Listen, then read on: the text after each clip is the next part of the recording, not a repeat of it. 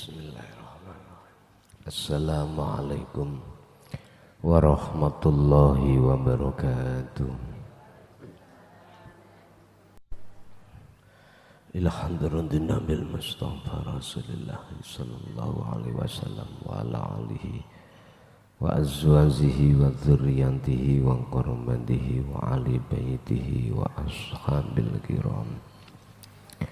Wa ila jami'il anbiya wal mursalin wal awliya was syuhada was salihin wat tabi'in dan tabi'in salihin ila yaumiddin.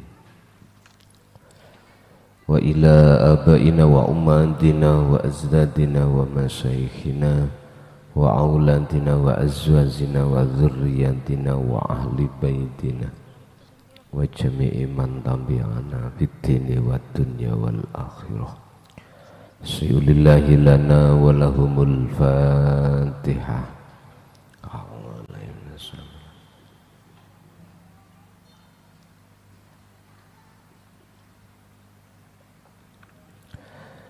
Bismillahirrahmanirrahim. Alhamdulillahilladzi arsala rasulahu bil huda wa dinil haq liyudhirahu ala dini kulli walau karihal musyrikun. Asyhadu an la ilaha illallah wa asyhadu anna muhammadan abduhu wa rasuluh. Allahumma salli wa sallim wa barik alaihi wa ala alihi wa ashabihi ajmain, amma ba'd. Qala dawuh sapa Allahu Gusti Allah fi surati An-Nahl ing dalam surat An-Nahl ayat 36. Rupane ayat walaqad ba'atsna lan yepti temen-temen wis ngutus sapa ingsun Allah fi kulli ummatin ing dalem saben-saben umat, ngutus rasulan ing siji utusan sing tujuane rasul diperintahno ning setiap umat adalah ani butuh lan padha ngajak sapa rasul, hei kaumku butuh, ayuh padha madhep sira kabeh Allah ing Gusti Allah. Bapak Ibu, yang dimaksud umat itu adalah bisa jadi kaum. Kalau kita bicara kaum di Indonesia banyak, anak kaum Jawa, Madura, kaum Dayak, Bugis, dan lain sebagainya. Kaum-kaum ini mesti Allah letakkan utusannya. Di dalam ayat lain Allah katakan Rasul sing diutus ini mesti paham bahasa setempat. Jawa berarti orang Jawa, Madura bisa jadi orang Madura. Kalau orang Jawa kok diletakkan di Madura, dia mesti paham bahasa Madura. Dan atau ning Indonesia bahasanya itu adalah Indonesia. kaum Indonesia misalnya.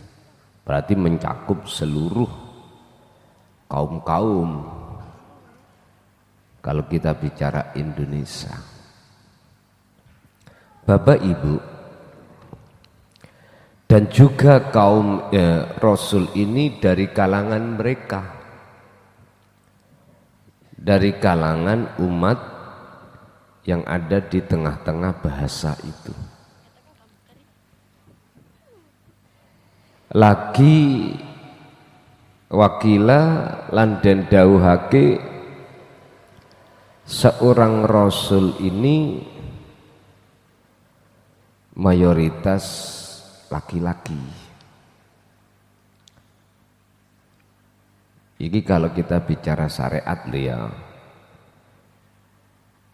nggak ada sepanjang sejarah itu seorang rasul itu laki-laki. Kalau kita bicara syariat, rasul terakhir itu adalah Muhammad ibnu Abdillah. Jadi nggak ada yang perempuan, semua laki-laki. Tapi kalau kita bicara tentang rasul itu dari sudut pandang hakikat, siapapun mayyasha, hamba yang Allah kehendaki, entah orang itu laki ataupun perempuan, atau enggak menyandang status laki-laki atau status perempuan. Napa? Wantu. Dikatakan laki-laki enggak bisa karena enggak punya tanda, dikatakan perempuan juga enggak bisa karena tidak punya tanda. Bisa saja toh, bisa jadi. Tapi tanda yang paling mencolok terkait Rasul dari pandangan hakikat adalah tidak jauh dari visi dan tugasnya Rasul. Apa? Mengajak anik budu. Beliau itu mengajak hati umat manusia yang saat ini dalam kondisi gelap gulita, diajak a'budu, yang asalnya itu hati selalu mengagung-agungkan perkara selain Tuhan, dia diajak untuk mengagungkan Tuhan. Yang asalnya hati kita itu ada iman terhadap selain Tuhan yang sebenarnya bahasa Islam yaitu Allah Subhanahu wa ta'ala, diajak untuk menyembah Tuhan yang sebenarnya. Simpel Kanjeng Nabi nek dawuh terkait Tuhan, ya enggak menyinggung orang yang berkeyakinan nama Tuhan Allah dan lain sebagainya, enggak. Cukup simpel bahasa beliau, ilahukum ilahu wahid. Aku diberikan Tuhan semacam sebuah wahyu yang isinya wahyu untuk mengenalkan terhadap Tuhan yang wajib kita sembah, yaitu ilahukum, Tuhan kamu sekalian, yaitu ilahu wahid, Tuhan yang Maha Esa. Cukup sederhana. Sehingga di dalam tanda kutip wahid ini, semua agama-agama baik Islam atau selain Islam, baik aliran ajaran ini mengungkap siapa wahid itu, yang mana.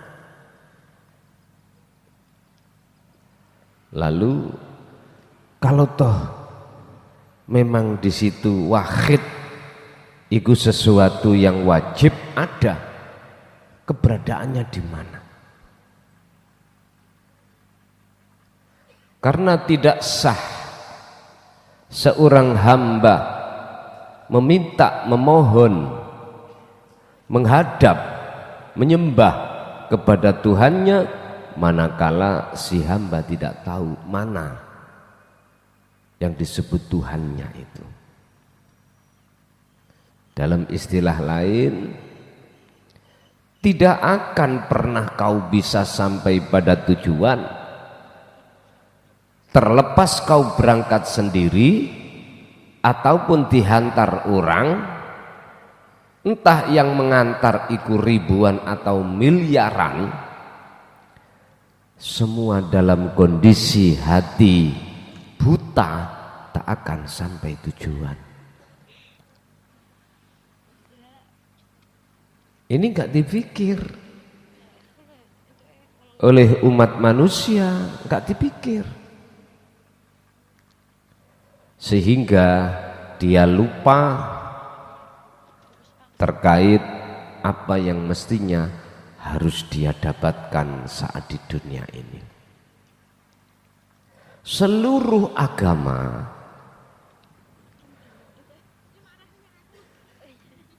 mengambil satu keputusan terkait masalah wahid atau ahad ini, Pak. Entah bahasanya beda-beda terserah. Seluruh agama, walaupun ini tidak pernah dikumpulkan dalam satu majelis untuk mendiskusikan tentang siapa dan di mana wahid itu, beliau-beliau mereka itu ngambil keputusan itu tidak satu dan tidak dua. Dalam bahasa wahid atau ahad disepakati tidak ada yang lain. Hanya itu. Terus untuk mencapai tiada yang lain atau wajibnya yang wujud bagaimana? Berbagai agama mempunyai trik, sistem sendiri-sendiri. Berbagai kepercayaan mempunyai sistem sendiri-sendiri. Kalau dalam agama Islam berarti sistemnya adalah inna lillahi wa inna ilaihi raji'un.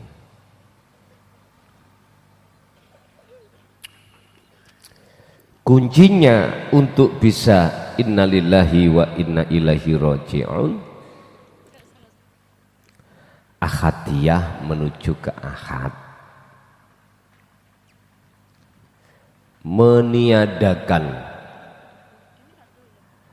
hal-hal yang mestinya tiada. Ini berarti makhluk. Meniadakan yang mestinya sesuatu yang tidak ada sebab kita anggap ada. Kalau sudah meniadakan perkara yang tidak ada, maka nyatalah perkara yang ada. Kalau bahasa orang ilmu sejati atau ilmu kejawen, manunggaling kawula Gusti, yang sistemnya sangkan paraning dumati. Intinya untuk mencapai kesadaran yang mutlak bahwasanya tidak ada yang wujud kecuali yang wujud itu sendiri, ini kan uraian innalillahi wa inna ilaihi raji'un. Wajib hati itu untuk mengesahkan Allah. Kalau mengesahkan berarti wajib terlebih dulu belajar ilmu bagaimana tentang esa. Lah, inilah Bapak Ibu yang mestinya pada saat zaman seperti ini sudah waktunya umat manusia berbicara hal itu. Kak Bendawino bahas berkata ya. Piro kuwi ngaji ning kono berkatmu. Mbau bahas berkatin dunya.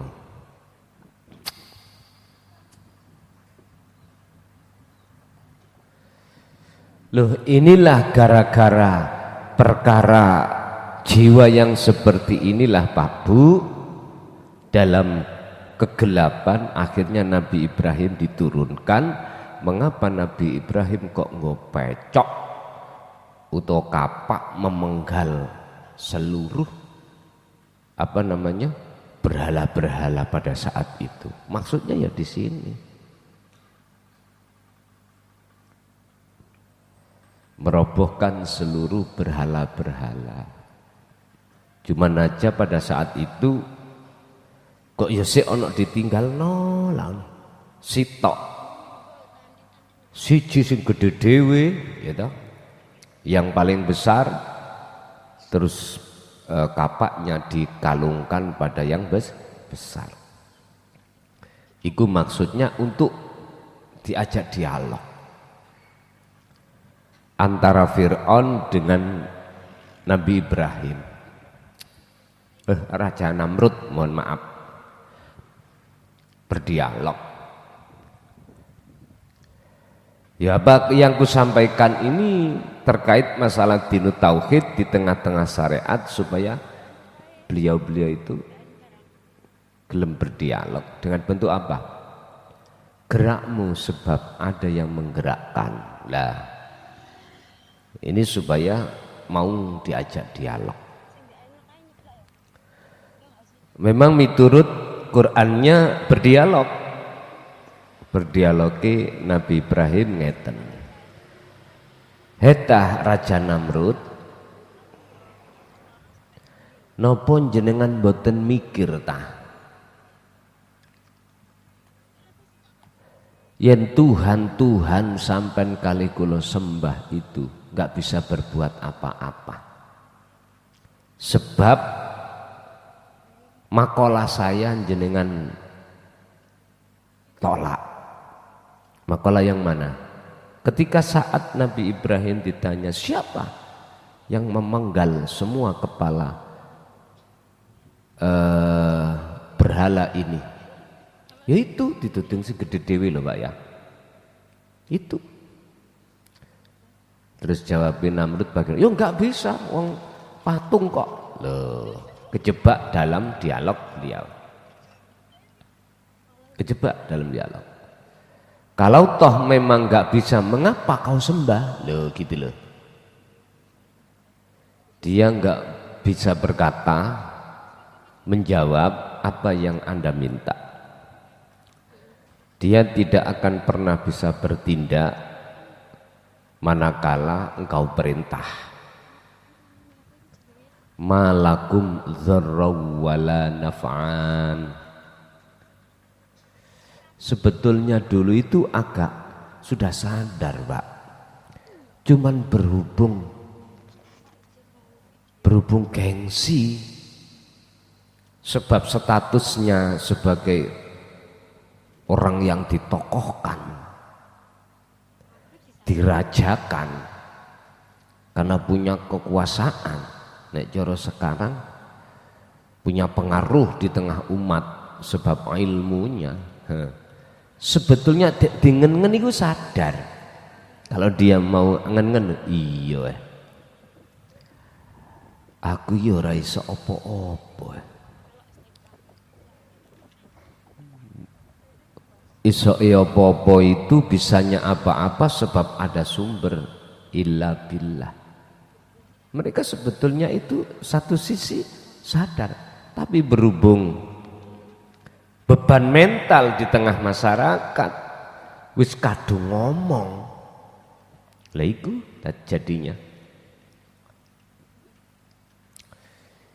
Ini kalau kita akal ngomong loh Pak ya, Siapapun pasti akan bisa menerima terkait geraknya seluruh makhluk, ikut sebab ada yang menggerakkan. Nah gitu dah. Zona di sini lo sebetulnya sadar. Berhubung ketutup ilmu, akhirnya ya nggak sadar-sadar. Akhirnya mboten sadar-sadar, tidak sadar-sadar. Bapak Ibu hadirin rahimakumullah. Akhirnya Raja Namrud oleh karena sudah kadung beban mental, dia dengan kaum pada masa itu tetap secara lesan tidak bisa berkata kalau yang memenggal itu patung yang paling besar. Tetap Nabi Ibrahim yang dituduhkan itu gitu. Lah, kalau ada kesadaran sebetulnya dalam diri siapapun terkait selain Allah itu tidak bisa memberikan manfaat atau mencegah mudarat, mengapa umat manusia masih saja ada yang ngeduk-ngedukno jabatane, dunyane, statusnya. Kalau Anda sudah sadar, mengapa harus terus begitu? Inilah Pak Bu yang menjadikan seseorang itu gelap sampai pada masa yang belum bisa kita tentukan. Bapak Ibu hadirin rahimakumullah. Fungsi dan tujuan seorang Rasul, misi dan visi dan misinya adalah ani'budu, mengajak hati seluruh umat manusia untuk menghadap Allah ing sejatine Allah, yaitu Ahad Esa. Satu sisi berhubung di dalam hatinya itu penuh dengan perkara-perkara selain Allah wujude, maka wastanibu, lan diajak untuk menjauh, jauhilah atau huta ing perkara-perkara selain Allah itu disebut berhala. Jauhkan. Berimanlah kau pada yang ahad dan tinggalkanlah imanmu terhadap selain ahad yang tadinya sudah memenuhi hatimu. Maksudnya gitu. Tapi bagaimana reaksi umat Pak? Mulai zaman Rasul siapapun sampai kapanpun mesti jadinya seperti ini. Apa? Wa minhum faminhum man hadallah.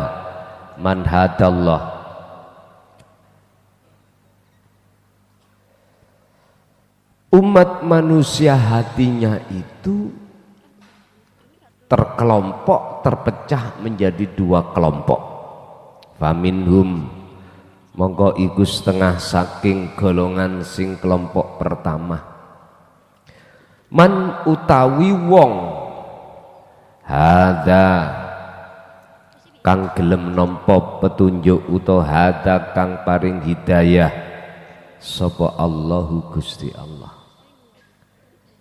Ada satu kelompok yang Allah berikan hidayah sebab memang mau menerima.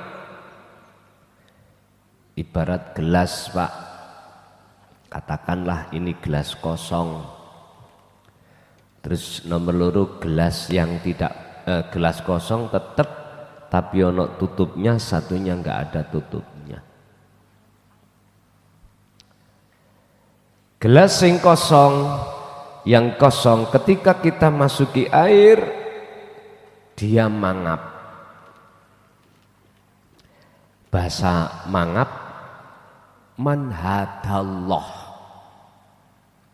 siap menerima. Artinya, siapa di antara Anda semuanya umat manusia ketika dinu tauhid, ilmu yang untuk mengesahkan pada Tuhan itu disampaikan, dia langsung respon hatinya. Ada semacam klik, terlepas langsung atau tidak langsung. Langsung berarti berhadapan dengan figur seseorang yang Allah utus, atau tidak. Tidak berarti jenengan nyetel ning YouTube. Sudah nggak ada bedanya di sini. Penyampaian ini jangan kita tarik ke ranah syariat. Kalau jenengan tarik ke ranah syariat, mboten sah. Yang mendengarkan di YouTube itu sebab tidak bertemu langsung pada orangnya. Bapak Ibu rahimakumullah, Gusti Allah mendapatkan coro yang terbaik, yang termudah. Mengapa Allah secanggih ini menyampaikan walaupun tidak bertemu seorang figur di hadapannya itu kita anggap tidak sah, padahal semua itu sumbernya dari Allah. Kita akan mengatakan sah tatkala kita memakai hukum hakikat, sebab hukum hakikat, hukum aslinya semua itu bersumber dari Allah. Walaupun YouTube Pak, HP jenengan bisa bunyi karena siapa? Loh, itu kalau kita kembalikan ke aslinya. Kalau Anda mengatakan tetap tidak sah sebab tidak ketemu langsung, sekarang terhadap Kanjeng Nabi Muhammad pernah ketemu langsung tah sampai nih?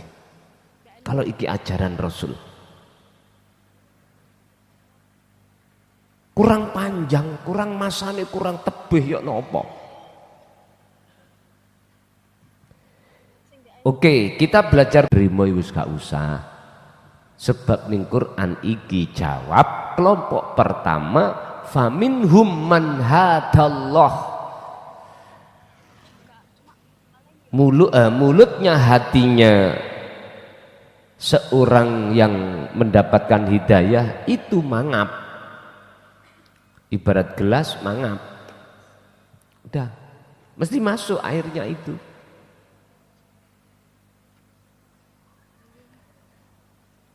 Tapi iki golongane minoritas, tidak mayoritas. Bapak Ibu hadirin rahimakumullah, setelah didiskusikan terkait definisi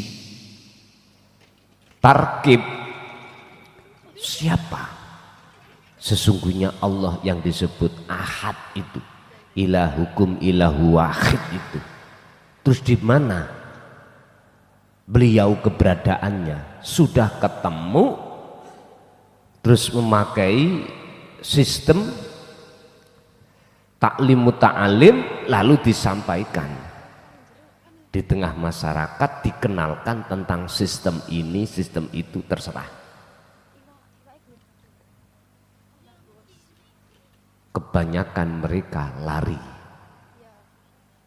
tidak mendekat tapi lari menjauh. Apalagi bahasa sistem ini kita pakai selain Al-Quran. Orang-orang yang merasa ditokohkan sebab dunianya berbentuk ilmu, berarti alim, berarti mu'alim, atau sebab kedudukan, dunia sebab kedudukan atau harta benda, dia akan menjauh. Karena apa? Karena hatinya itu pikirane gak ono karep marek nang Gusti Allah mendekat, tapi justru marek nanggone hubus syahwah. Itu pasti. Makanya umpama disuruh turun dari jabatan enggak gelem. Tetap harus milikku. Yang baru-baru terjadi, masyarakat minta DPR turun semuanya toh. Ora gelem, Pak. Lah iya nyene gak gelem. Bondone durung balik kok. Kalau sudah balik pun, sudah kembali modalnya sih tetap nggak mau. Itulah perbedaan antara golongan yang merasa dan tidak merasa. Kalau toh pun itu terpaksa harus turun, nek terpaksa ya udah nggak bisa apa-apa.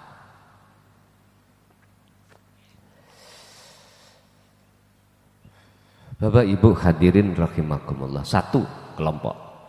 Wa minhum lan iku setengah saking golongan sing nomor loro. Man utawi ana wong hakot kang sih dengkal.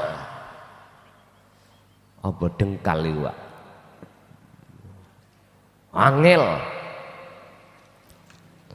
alaihi ngatasi man apa adzalalatu metune sangka dene kegelapane atine man.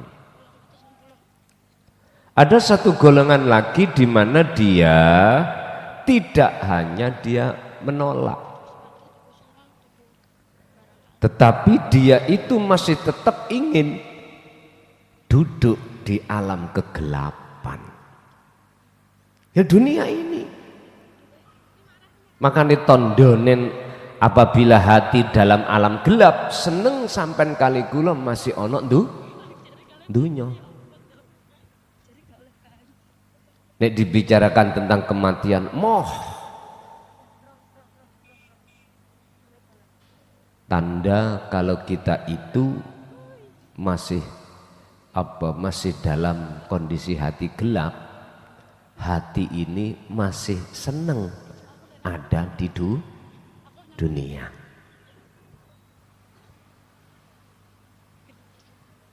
Apalagi kita masih terasa muda, Pak. Gak laki, gak perempuan. Sik merasa punya kekuatan gini gitu, wis.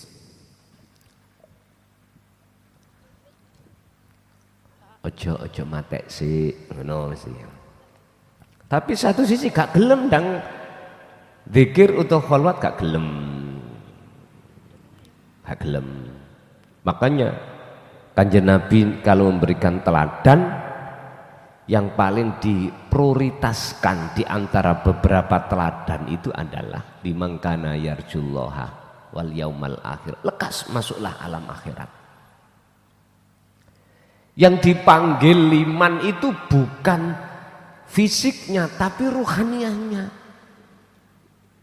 Kok bisa? Iya, karena habis liman ada kalimah yarju roja'ah apa? Keinginan. Keinginan itu nanti toh ning ati apa ning ndas toh? Ning ati.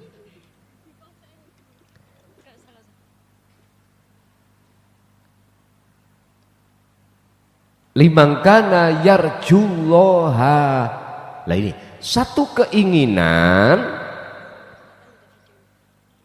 yang untuk mendekat dan bertemu Allah. Ini maksudnya Allah adalah rahmat.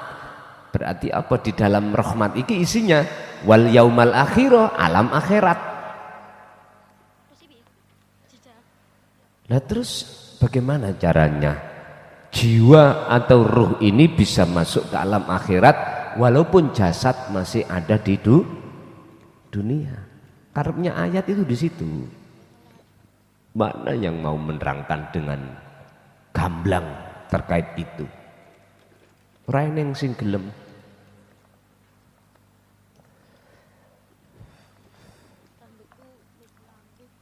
Karena memang sangat berisiko. Sehingga yarjullaha iku maksudnya keinginan besok ning akhirat ketemu rahmat, ketemu Allah. Bapak Ibu, akhirnya kita itu disuruh berangan-angan aja, ngen-ngenen, berangan-anganlah besok itu alam akhirat sana. Dia ngenangan-angan, ya nggak bisa sambung lah Pak, nggak bisa sambung, karena mereka memfikirkan fisik. Oh nggak bisa di dunia masuk alam akhirat. Alam akhirat itu besok. Pikirannya itu jasmani, padahal ayat itu jelas rohani. Bahasa liman terhadap orang ini tidak masuk jasmani Pak. Kok bisa? Karena hal-hal yang berkaitan dengan keinginan itu di dalam hati. Berarti ruhaniyah ini nggak bisa dicampur Pak, nggak bisa. Nek jasmania ini keinginan kita, ya urusan fisik, urusan dunia, suksesin dunia. Tapi ruhaniyah nggak boleh, harus limangkana yarjullaha, sehingga memakai Qur'ani kalimat yarju. Jadi satu keinginan untuk bertemu Allah. Di mana? Wal yaumal akhirah, ya ning alam akhirat. Berarti alam akhirat gak usah kita menunggu apa keterangan yang selama ini kita dengarkan, kita didoktrin. Besok setelah dunia saisine ini dihancurkan Allah. Bukan itu bos. Jangan umat kau jak berangan-angan. Yang angan-angan itu nggak akan ketemu. Karena yang mengangan-angan itu dalam kondisi hatinya gelap gulita atau buta. Wis, gini aja. Siapa di antara kita yang mata fisik ini dalam keadaan buta? Coba ngeno ning diri panjenengan iku, ya kapan ya aku bisa nyampe manang tujuan terhadap tujuanku itu? Nggak bisa. Apa yang kita angan-angan nggak akan pernah terjadi. Itu namanya tamani, mengharapkan sesuatu yang tidak mungkin hal itu terjadi, alias mohal.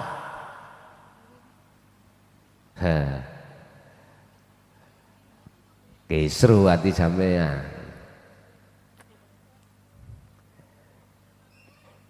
Apa kelompok-kelompok yang menolak kisru, Pak. Kisru. Gini aja lah.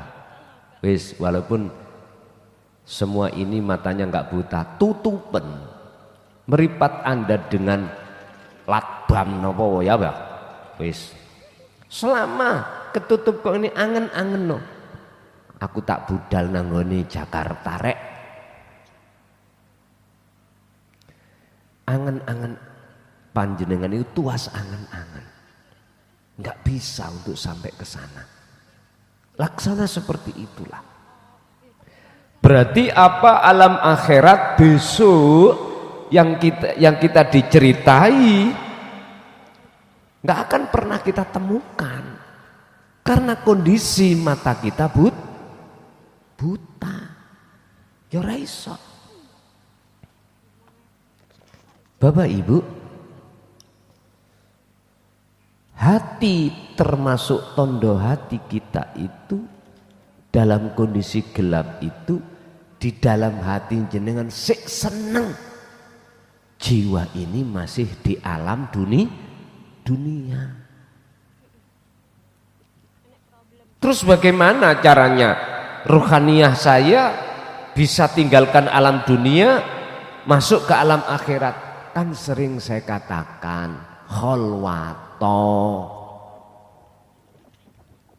Khalwat kan tidak harus zaman duduk sendirian. Khalwat kan tidak harus jenengan berdiri sendirian atau berbaring, enggak. Kuncinya apa? Wa dzakaro, loh terusnya ayat. Lan ilingo Allaha atimu ing Gusti Allah kathiron kelawan saukeh-ukehi wa dzakarallaha kathiron. Iki kuncinya sudah. Walaupun di dalam ayat itu tidak dijelaskan secara terperinci zikir yang bagaimana, kan sudah sering saya katakan, Anda wajib paham dan nanti memfungsikan yang namanya zikir sirul asar. Makanya mana zikir ini dibuka? Sepanjang zaman orang pernah ada yang mau membuka.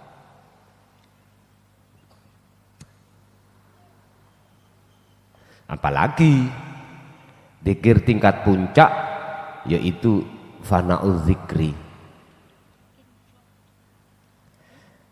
Ya sudah, ini fakta Pak. Sehingga jangan heran seluruh umat manusia hatinya dalam keadaan pekok, gelap terus. Karena memang imamnya pekok. Ya makmui mesti pekok. Tinggal pertanyaannya, mau enggak jenengan dituntun orang pekok? Mau enggak itu hakmu? Mau enggak?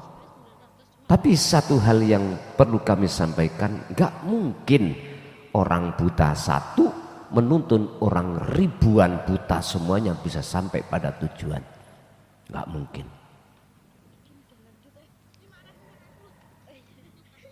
Jikalau masih tetap tidak percaya, fasiru mongko padha mlaku sira kabeh.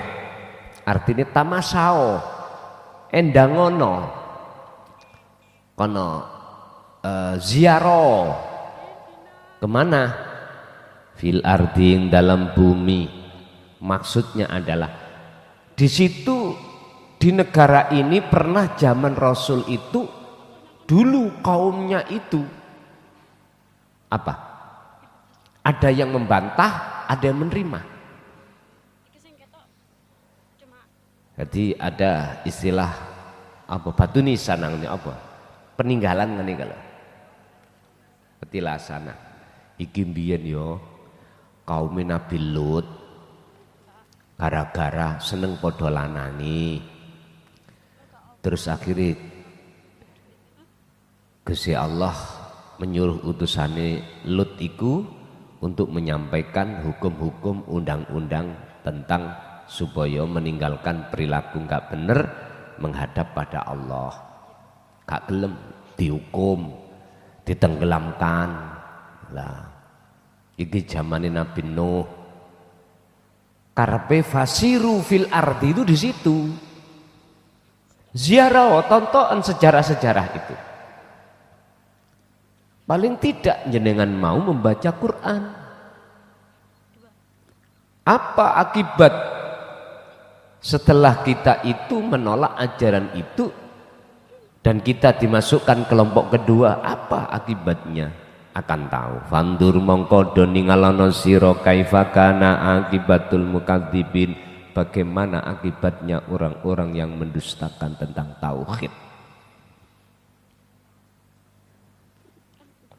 Udah gak ndek dhuwit budal nang Mesir, gak ndek dhuwit gawe budal nang ngene Mekah utawa kaum-kaum sing ada sejarahnya. Cukup pandanglah keadaan hatimu. Karena di dalam hatimu lah sejarah akan berkata. Barang siapa saat hatinya itu jauh dari tuntunan dinu tauhid untuk mengesahkan Allah. Gak usah kita itu bicara tentang keadaan diri kita orang miskin, orang kaya pun. Gak usah kita bicara tentang kita sebagai rakyat biasa, bahkan pejabat pun. Gak usah kita bicara tentang masalah orang yang sebagai makmum, kita bicara sebagai imam. Bagaimana keadaan mereka hati? Apa yang mereka takutkan? Apa yang mereka khawatirkan setiap saat dan waktu? Ternyata jawabannya cukup sederhana. Mereka takut kehilangan status. Yang kaya takut jatuh miskin, yang pejabat takut jadi rakyat jelata, yang punya pengaruh takut ditinggalkan pengikutnya. Itu bentuk-bentuk hati yang seperti ini sudah bisa dijadikan sebagai bukti bahwasanya siapapun kita, hati manakala menjadi golongan yang kedua, pasti akibatnya bisa terasa. Itu tadi, selalu khawatir, gelisah. Apalagi yang di posisi nggak punya apa-apa, tambah nemen. Isok-isok modal 10.000 buat beli tampar. Bapak Ibu rahimakumullah. Tapi bagaimana kelompok yang pertama? Wa minhum faminhum man hadallah. Jangankan menghadapi keadaan yang tidak ada, bahkan yang berkelimpangan pun hatinya tidak akan bisa mempengaruhi dirinya terhadap Tuhannya. Nggak bisa, tetap ini wajah tuaj wasiyah. Disitulah tanda yang sederhana bisa kita lihat, hatinya tidak mudah khawatir, tidak mudah gelisah, karena sudah barang tentu dia paham sebenarnya siapa sebetulnya yang berperan dan yang berkuasa. Laksana seperti ini, Pak. Ada sebuah gedong ini asalnya kosong. Mesti ada yang memiliki. Sang pemilik itu ada. Katakanlah si A. Suatu saat gedong yang kosong ini, Bapak Ibu, diisi barang-barang apapun. Lalu suatu saat ada yang tanya, siapa yang ada di dalam? Siapa yang memiliki gedong ini? Tidak bicara apa loh Pak ya. Makanya kalau kita bicara tentang ilmu nahwu, ada siapa, fa'il sing berbicara biaklin, ada apa, fa'il yang isim fa'il yang bigori aklin. Gak mungkin di situ tanya apa yang memiliki itu. Mesti siapa? Siapakah yang memiliki gedong itu? Boten apa yang memiliki gedong. Lah isinya semuanya itu apa, Pak? Apa? Contoh di dalamnya itu asbak, gelas, piring, wis macam-macam. Mesti sampean kalau takok terhadap mukhatab domir terkait masalah barang-barang, gak mungkin ngomong siapa. Opo iki? Gitu. Mboten mungkin gelas sopo iki. Mungkin apa? Mesti opo i. Jadi perbedaan antara apa dengan siapa ini antara isim fa'il, antara isim fa'il bigori aklin kali isim fa'il biaklin. Mesti yang ditakok, yang ditanyakan adalah biaklin, sopo sing duweni gedong iki? Jawab sampean mesti oh si A. Barang sakmono kok wae, Pak, sak gedong itu yang mau macem-macem. Wis opo ya? Ini kalau sudah bicara sopo, ini fana sudah, nggak ada. Karena yang ditanyakan sopo. Sebetulnya ini sebuah sindiran terhadap kita. Tentang ilmu ini sebuah sindiran. Mengapa tanyanya kita, apa sing duwe gedang itu? Kok siapa? Bapak Ibu hadirin rahimakumullah. Inilah maksud sistem manunggaling kawula Gusti bisa lewat sini.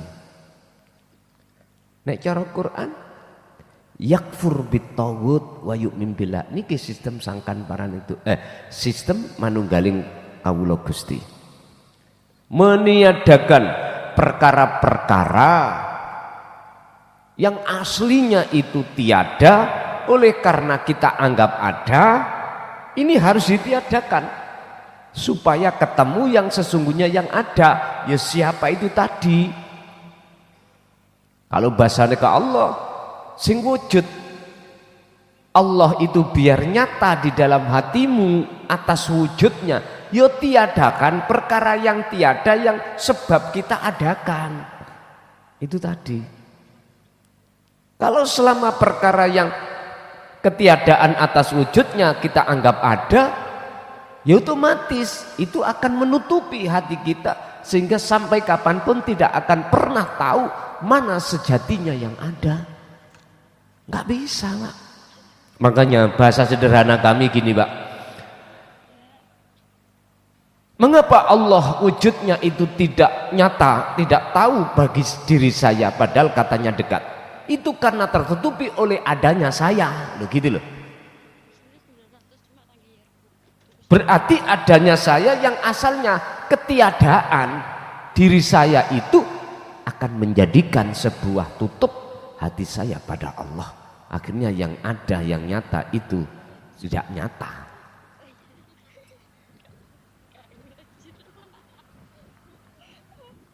Sesungguhnya Pak, mohal bagi kita itu kalau tidak tahu wujudnya Allah itu mohal sebetulnya itu. Sampak-sampak di dalam makalah berapa ya itu ya? Ning hikam itu saya lupa, kalau nggak salah makalah 14 sampai 24. Heta kaifa yutasawwaru. Heta apa ndasmu iku gak mikir. Ngoten. Ngerti ndas ya? Apa mungkin Anda ini disebut orang yang tidak tahu wujudnya Allah, sementara Allah itu pada diri Anda sendiri? Oke, di luar diri kita sekarang. Apa mungkin ya Allah itu bagi kita itu gaib dalam satu pekerjaan? Lah wong sebetulnya yang melakukan itu Allah. Sehingga wujudnya Allah tidak akan mungkin bisa ditutupi oleh wujud apapun, karena wujud apapun sudah ketiadaan dalam dirimu. Sehingga nggak ada alasan, Pak. Jangan kali kula nising itu gak ketemu Allah, nggak ada alasan. Nggak bisa, mesti ketemu wae. Nanti mesti ketemu. Ngalor ngidul jenengan, ngidul jenengan, jenengan sampai warang jeneng niki wis. Akhirnya kadung kakean jenengan, akhirnya gak iso jenengan lainnya. Ya sudah. Inilah yang digolongkan dalam kitab hikam itu golongan maksum. Golongan yang sudah tidak bisa melihat selain Allah, artinya hanya melihat wujud nyatanya Allah. Nek corong ilmu, apa sebab mereka kok seperti ini? Keadaan hatinya seperti ini. Apa sebab? Kan ing Quran kan wis diomong dan sebagai teladan Kanjeng Nabi wa dzakarallaha katsiran, kuncinya karena dia selalu berzikir hatinya.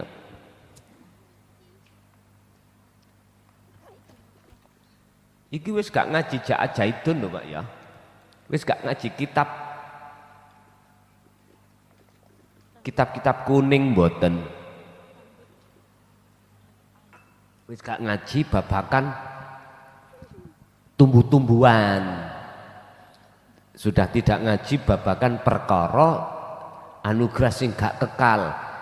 Kita itu ngaji fokus perkara yang kekal, anugerah sing kekal. Itu tadi wa dzakarallaha katsiran, kuncinya ada di situ. Makanya saya katakan sering, setiap konten judul apapun kami menjelaskan namanya zikir nggak mungkin tidak kami sentuh.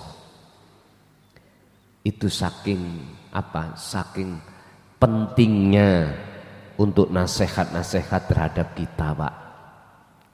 Jenenge wong lali iku wajib dielingno, iku namanya nasihat. Tapi wong dusta berdusta mboten nasihat, dijejeki. Bahasa Quran itu nadhiron, diperingatkan karena dengkal.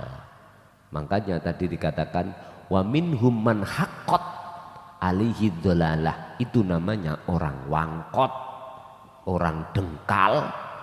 Apa mang tadi bahasa Indonesianya? Angel. Karena apa? Memang tertutup, Allah. Cara gelas tutupe iku sik dicantolno, dikasih air apapun ya tumpah-tumpah. Makanya saya tidak berputus asa, tetap walaupun tertutup tak gerojok. Sapa ngerti? Sapa ngerti?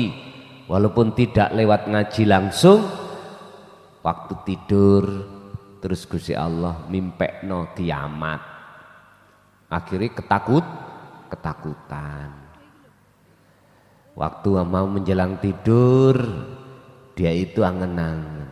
Iya tak angen-angen iku omongan arek iku mang ono bener. Tapi lumang hatiku mau mangkel. Aku nolak. Iya. Apa sing tak kumpulno donya akeh ngene. Jare arek iku mang kok mesti ditinggalno. Iya nok bener. Bojoku sing ayu sing tak kadang-kadang nanti tak gandeng, habis itu aku lu ditinggal. Ngoten niku. Nek gak aku ninggal ya aku ditinggal. Iya saiki umur sik 30, sik ketok gagahe, ketok ayune. Engko nek wis 80 90 laler gak gelem mencelok. Ya sikulah kita. Silakan kita ngunggul-ngunggul no anugerah sing gak kekal, tapi ingat terlebih dahulu tolong raihlah anugerah sing kekal. Yaitu masuknya ruhaniyah ke alam akhirat, dan ruh bisa masuk ke alam akhirat wajib ruh itu meninggalkan alam dunia. Gak usah ngenteni mati sampean. Hari sampean ngenteni mati secara jasmani ini justru jenengan wa adallu sabila. Gak akan mungkin. Dan lebih berat lagi jenengan, berat. Karena apa? Karena ketika saat habis sampean ini meninggalkan dunia, tanya siapa? Ya sih mending jenengan di dunia ini masih ada yang Anda tanya tentang masalah bagaimana ini hatiku pingin mendekat caranya, bagaimana kalau sudah dalam hatiku ada satu keinginan mendekat, terus kuncinya bagaimana bisa ketemu Allah di alam akhirat. Loh, di dunia masih bisa tanya. Kalau wis kaku mujur ngalor, wak mudin lo gak nakoi ngandani, malaikat mungkar nakir gak ngandani, tapi nakoi. Wak mudin ngandani, ngapunten ingkang kathah, iku namanya talqin. Dibujuki tok men. Hakikate lho ya. Dibujuki tok. Lah sing bener ya iku asli nalkin sing teko-teko iku lho. Tapi gak krasa. Pak Mudin nak mesti ngomong ini. Ya fulan, lah ngoten nggih. Mboten ngomong he sing teko. Mboten. Asline iku mukhatabnya terhadap kita sebagai taziin. Tapi gak dijelas nih Pak Mudin. Pak Mudin ya fulan, ojo gemeter yo. Bar ngene engko habis ini ana malaikat loro mungkar nakir sing badhe nakoki awakmu. Ojo wedi. Tak duduhno jawabane. Yen pitakoni iku kaping pisan marbuka sapa jenenge pangeranmu, jawaben Allahu Rabbi. Lah ngoten nggih. Lha iku asli nang sampean. Beliau itu sudah mati wis gak ada kesempatan wisan. Lah kesempatan itu sing teko iku. Lah sampeyan tinggal nek nalkin nak gruduk-gruduk moro lak ngoten. Gak ngerti asine sampean ditalkin. Ngoten lho. Tapi setahu saya, Pak, enggak pernah dijelasno kalau nalkin itu beat pada yang datang-datang, enggak. Entah kapan Mudin iki sing wani ngono. Gak nalkin ngene. Hei wong sing teko. Mestine ngoten, Pak. Sing penting aku lak wis ngandani ana ngene petugasku. Sing kok kandhani iku duduk mayite. Tapi sing kok kandhani iku sing teko. Ngono iku dibantah. Mungkin nek sing tak talkin sing teko. Nek gak sing gelem teko ya apa? Aku teko dhewe. Nah, Bapak Ibu, barulah disinilah kesadaran yang dibutuhkan. Apa mungkin kita nalkin wong mati? Enggak mungkin. Karena beliau sudah habis waktu kesempatan hidupnya habis. Mbok yo umat itu dijak mikir sing rada genah po'o. Ya wis Pak Mudin, sesuk sampean kudu wani, he wong sing takziah. Ngono ya.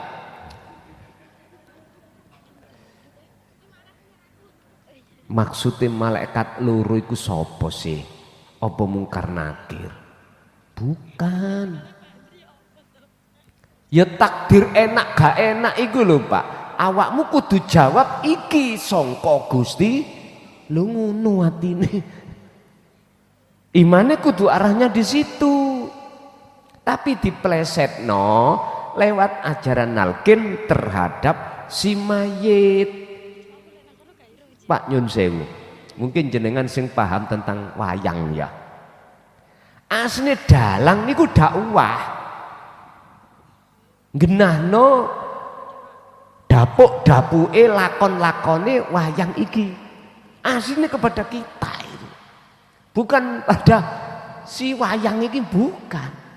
Niki lho plesetan. Iki plesetan. Iki tembung isyarat cek cara orang itu gak gampang kesinggung. Ngoten. Kalau bahasa saya ngoten niku wis jaman biyen rek jane ngono. Nyatane gak paham-paham wong-wong. Langsung ae po urusan tawuran yo ngarep. Lah ngoten toh. Makanya kami wis tidak akan pernah mau untuk menyampaikan tentang dinu tauhid dengan bahasa kinayah atau isyarah. Sudah enggak mau aku. Enggak mau. Karena fakta mengatakan kami sendiri Pak selama 5 tahun, coba bayangkan, kami pada tahun 2000 sampai 2005 jamaah tidak sebanyak itu, hanya hitungan jari Pak, ning gubuk tak takoki 5 tahun paham ah, japane gak ngomong gak apa, mek sirai godeg. Saya coba, yuk gak salah. Beliau mengatakan godeg karena apa? Bahasa yang kusampaikan itu selalu kinayah, selalu sanepan. Enggak bisa disalahkan. Kalau kita bicara salah menyalah sing kucluk iki mami. Ya saya sing kucluk. Makanya aku beranikan diri untuk melewati lautan.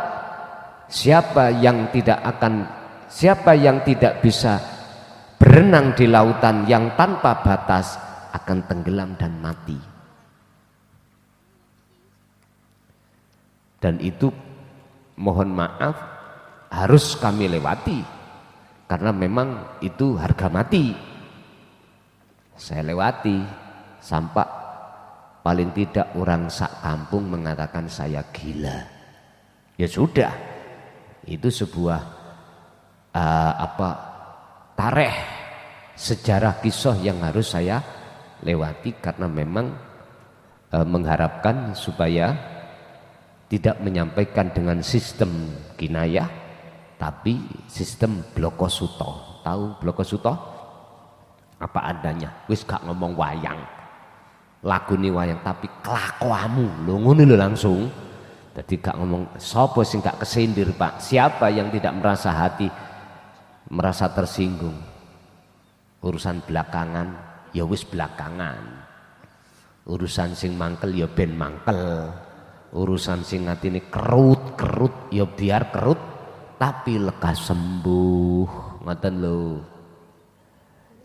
Sama halnya kalau kita punya penyakit, kalau kita takut dengan suntik Pak, takut dengan obat karena pahit dan sebagainya, jangan harap akan bisa sembuh. Bahasa logika. Maka jangan takut dengan suntik, obat, pahitnya jangan, tetap kita telan. Baru di situ nanti saya suwe namanya lama kelamaan akan terobati, penyakit itu akan Allah singkirkan dari tubuh Anda. Sama dengan hati kita yang penuh berpenyakit ini, obat yang langsung dari Allah yang kita anggap itu adalah menyakitkan, kita anggap sebagai sesuatu yang merusak, katakan, justru sebetulnya itu adalah membangun, memberikan kehidupan baru terhadap hati kita. Dan itu bisa Anda rasakan sendiri atas pertimbangan sebelum dan sesudah hatimu selalu berzikir dalam rangka untuk mencapai rahmah, mencapai pertemuan terhadap Allah di alam akhirat ini. Makanya Anda jangan takut kalau Anda khalwat, baik dengan keadaan berdiri, duduk ataupun dalam keadaan berbaring. Di situ Allah tampakkan perjalanan roh keluar dari jasmani. Jangan takut, sungguh jangan takut, karena itulah perjalanan mi'raj suluk jenengan roh meninggalkan alam dunia menuju alam akhirat. Gak usah sampai duwe ati khawatir, tapi jangan lupa selama jiwa atau ruh ini belum sampai ke singgasana Allah, yaitu alam musyahadah, alam akhirat, jangan dikira nafsu tidak mencari cara untuk menakut-nakutin jenengan supaya tidak lekas berangkat terus. Pasti mereka tidak akan pernah ridho melepaskan Anda dari cengkramannya. Tetap jenengan dikejar-kejar. Wa ma ubarri'u, tidak pernah berhenti atau mengenal kata putus asa. Yang namanya nafsu itu kemana? Yasudduna an sabilillah wa yabghunaha iwaja wa yastahibbunal hayatad dunya. Enggak bisa Anda dipaksa untuk mencintai kehidupan dunia, Anda akan dihalang-halangi. Ketika Anda khalwat, dihalang-halangi. Kalau Anda tetap khalwat, belum sampai ke puncaknya, tetap wayabghunaha iwaja, Anda akan dibegal tengah jalan, dibengkokkan arah tujuan Anda. Sehingga kadang-kadang nyun sewu Bu Pak ya, jenengan mulai di rumah sudah kenceng ingin mendekat pada Allah dan bertemu Allah. Tak nang JB saya, oke, saya tak ngaji, tak khalwat ning JB nang pondok, karena di rumah aku yo gak penak. Ada yang Allah berangkatkan iku sebab macam-macam, sebab ditinggal bojone minggat iso uga, sebab memang ditinggal minggat gak mulih-mulih alias mati iso uga, bahkan kadang ya berutang iso uga, atau masalah. Loh, itu dengan cara Allah sendiri. Wis biarin. Lah kok ketika sudah kenceng di sini tengah jalan waya begunaha iwaja, nafsu itu masuk di dalam hati membengkokkan arah tujuan jenengan. Seperti contoh ngapunten Kang Kandang, wis enak-enak aku noto ati kenceng nang Gusti Allah, lah kok ono nafsu mendo-mendo si A, mendo-mendo si B, mendo-mendo si C, mengarahkan jenengan supaya condong ke situ. Udah, iki tanda kalau kita itu awalnya sudah benar, tapi di tengah jalan terjadi pembengkokan. Padahal di situ dikatakan ulaika fi dhalalim ba'id. Ketahuilah sesungguhnya mereka-mereka ini, mereka-mereka yang mana? Yang ini yang kena, yang mengarahkan, membengkokkan arah tujuan sampean, berarti siapa? Ya termasuk setan, iblis, nafsu, dan bolo tentarane nafsu itu. Fi dhalalim ba'id, jelas di dalam kesesatan yang amat jauh. Kau ikutikah dia? Ataukah kembali ke laptop? Tujuan Anda terserah. Tapi ingat satu hal, Anda tidak akan bisa lekas sampai pada satu tujuan manakala hatimu masih menoleh ke kanan, menoleh ke kiri. Lurus aja, Anda pasti akan sampai tujuan. Al-Fatihah.